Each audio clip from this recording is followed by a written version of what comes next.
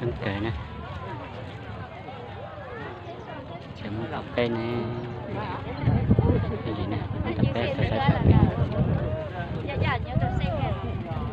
hấp tầm cà phê rọt tôi nè, còn nhà tụng phong nè, sao kiểu nè.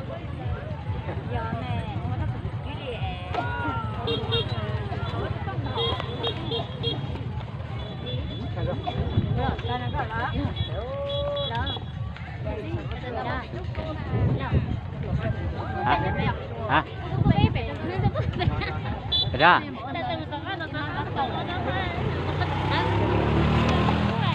Thật ra? Có bè para bé tua? Mua mà tua, mua mà. Ê, mua.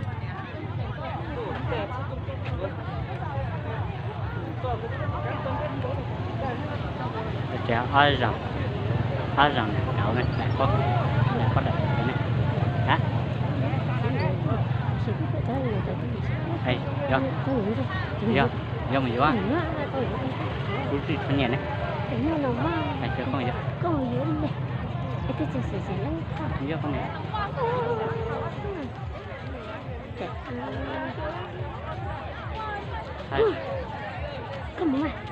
rồi nó chấm mất tập tê ta lại có tí nữa nó là vui rồi chào ai rồi cái chào này đó rồi cái chào cho là vậy thì nó hỏi cho dạ dạ có gì gì sẽ thế à nó gì sẽ thế à có vậy do ta nhớ ý kia như thế nào rồi nhớ kìa hả nhớ kìa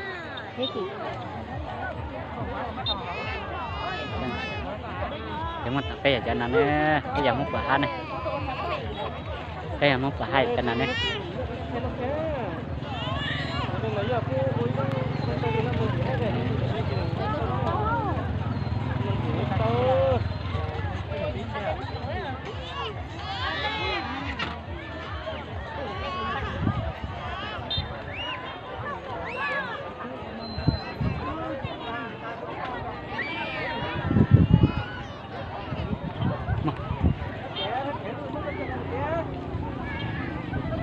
lại nhá chỗ cái tấm bằng này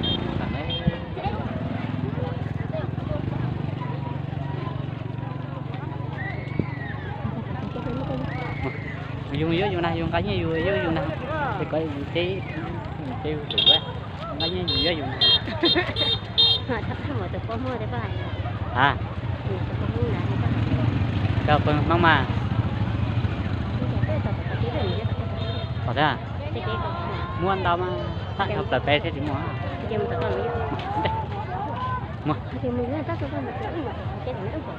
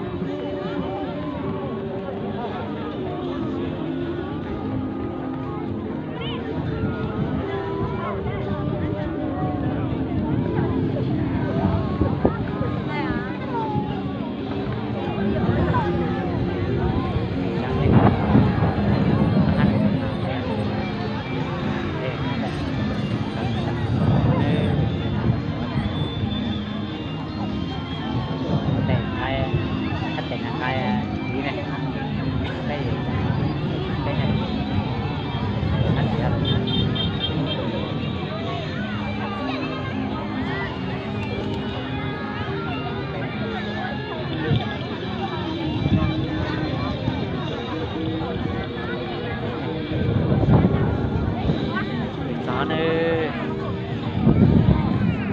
chỉ muốn nhập không nhận lại chém đã nhận muốn nhập không nhận lại thì để chế này in đây tụi anh đây mong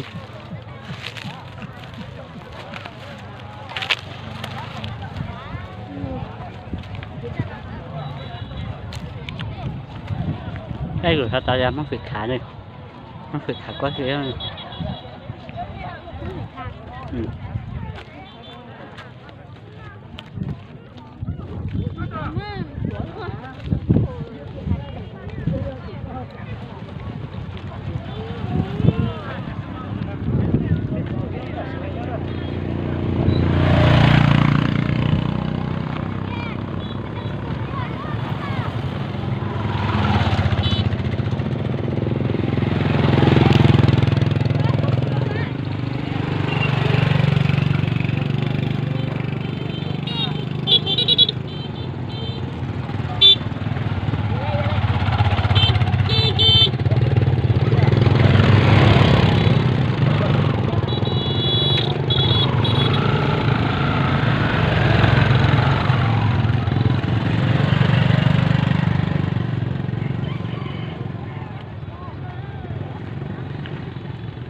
Chém